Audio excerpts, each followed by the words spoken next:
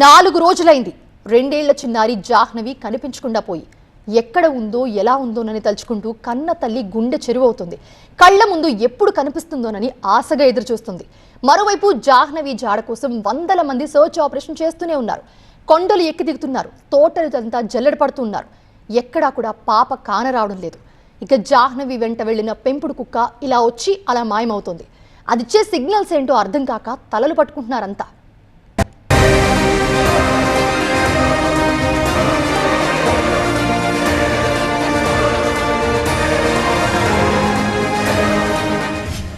నాన్న నాన్న అంటూ వెళ్లిన చిన్నారి తిరిగి వెనక్కి రాలేదు.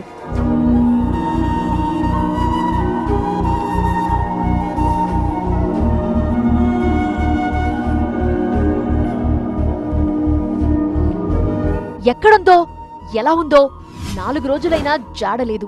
చిన్నారితో పాటే పెంపుడు కుక్క కనిపించలేదు. 3 రోజుల తరువాత ఇంటివైపు వచ్చిన శునకం ఏదో క్లూ ఇస్తోంది. ఆ క్లూ ఏంటో తెలుసుకోవటం అధికారులకు పెద్ద టాస్క్ గా మారింది.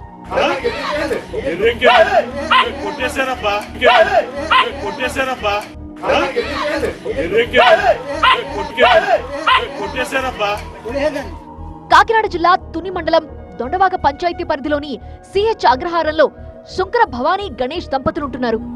వీళ్ల గారాల పట్టి జాహ్నవి పామాయిల్ తోటలో కాపలాదారులుగా ఉంటూ జీవనం కొనసాగిస్తున్నారు. చుట్టూ కొండలు తోటల మధ్య ఉన్న ఇంట్లో ఉంటున్నారు. ఈ నెల 6న ఉదయం 11:30 గంటల సమయంలో ఇంట్లోంచి బయటకొచ్చిన జాహ్నవి తండ్రి దగ్గరికి పరుగు పెట్టింది. కట్ చేస్తే పాప తన దగ్గరికి రాలేదని తండ్రి చెప్పడంతో కుటుంబ సభ్యుల్లో ఆందోళన మొదలైంది.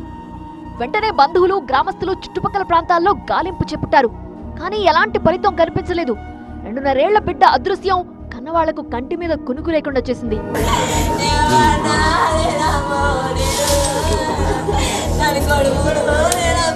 తండ్రి బయటికి వెళ్ళిన సమయంలోనే తను తండ్రి దగ్గర ఉందనుకుని తల్లి భావించింది. ప్రస్తుతం పోలీసులు అయితే గాలిస్తూ ఉన్నారు. అయితే ఒక చోట మాత్రం పాపకు సంబంధించినటువంటి జుట్టుని గుర్తించినట్లుగా అయితే స్థానిక చెప్తూ ఉన్నటువంటి పరిస్థితి అయితే ఉంది.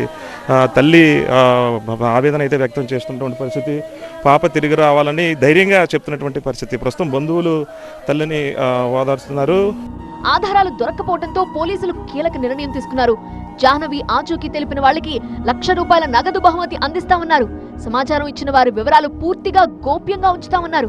అసలు జాహ్నవి ఇంకా కొండల్లోనే ఉందా? ఎవరైనా చాక్లెట్ బిస్కెట్ ఆశ చూపించి తీసుకెళ్లారా? అసలే అటవీ ప్రాంతం కావడంతో రకరకాల ఊహాగానాలు వినిపిస్తున్నాయి. స్పెషల్ టీమ్స్ అట్లాగే ఎన్డీఆర్ఎఫ్ టీమ్స్ అన్నీ కూడా ఈ చుట్టుపక్కల ఈ తోటకు సంబంధించి అన్నీ కూడా గాలింపు చర్యలు చేస్తున్నారు. అలాగే పెద్దపురం డిఎస్పీ గారు, స్థానిక సిఐ గారు అన్న టీమ్స్ ఒక 8 టీంలు అవి కూడా నడుస్తూ ఉన్నాయి. 100% ఆచూకీ దొరకడానికి అవకాశం ఉంది. అదే ప్రయత్నంలో అందరూ కూడా ప్రయత్నం చేస్తాం. దర్యాప్తులో డాగ్ కీలకంగా మారటంతో అధికారులు అప్రమత్తమయ్యారు. ఈ ప్రాంతంలోకి ఎవరూ రాకుండా జాగ్రత్తలు తీసుకుంటున్నారు. జాహ్నవిని ఎవరైనా అపహరించి ఉంటే శునకం వెంటనే ఇంటికి రావాలి. కానీ ఆలస్యంగా ఎందుకు వచ్చింది? కొండ ప్రాంతంలో ఏదైనా ప్రమాదం జరిగిందా అనే సందేహాలు వ్యక్తమవుతున్నాయి.